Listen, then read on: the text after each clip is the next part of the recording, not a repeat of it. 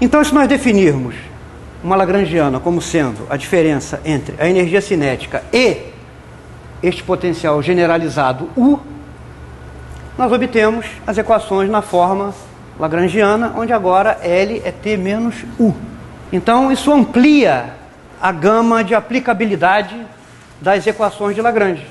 Se as forças puderem ser escritas desta maneira, em termos de um potencial generalizado, que depende das coordenadas e velocidades, as equações de movimento ainda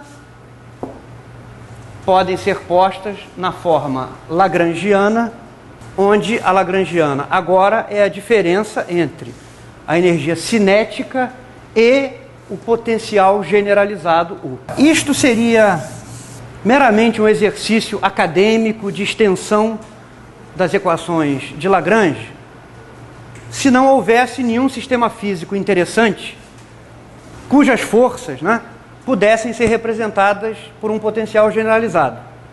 Isto não é meramente um exercício acadêmico, porque é uma força muito importante, que é a força eletromagnética, que pode ser representada por um potencial generalizado. O que eu quero discutir com vocês é como encontrar o potencial generalizado para o caso de uma partícula carregada em movimento num campo eletromagnético externo e, portanto, como obter a lagrangiana de uma partícula num campo eletromagnético externo, que é um resultado muito importante pelas aplicações em várias outras áreas da física clássica, na mecânica quântica, na mecânica estatística, etc.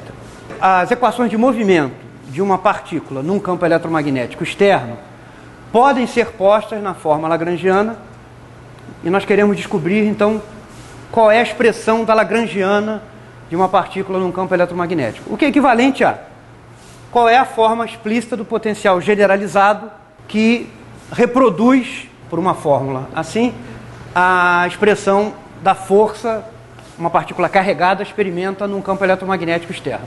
Principal exemplo de aplicação de potencial generalizado é para o caso de uma partícula num campo eletromagnético externo. Vocês sabem que a força sobre uma partícula carregada, eu vou chamar de E a carga da partícula, tá? A força sobre uma partícula carregada num campo eletromagnético externo é essa aqui. A presença do 1 sobre C é porque eu vou fazer a discussão usando unidades CGS gaussianas, tá?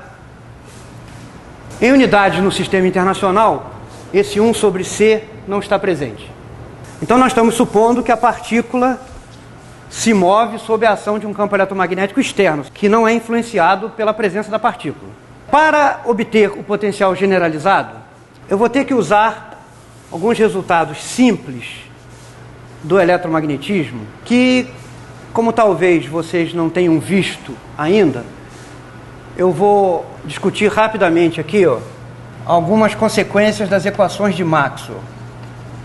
Esses campos E e B obedecem às equações de Maxwell. Uma das equações de Maxwell, que eu espero que vocês já tenham visto, é essa aqui. Divergência de B igual a zero. Essa equação afirma que não há cargas magnéticas pontuais. Não há monopolos magnéticos. É diferente da equação para o campo elétrico, que é divergência de E proporcional a ρ, que é a densidade de carga elétrica.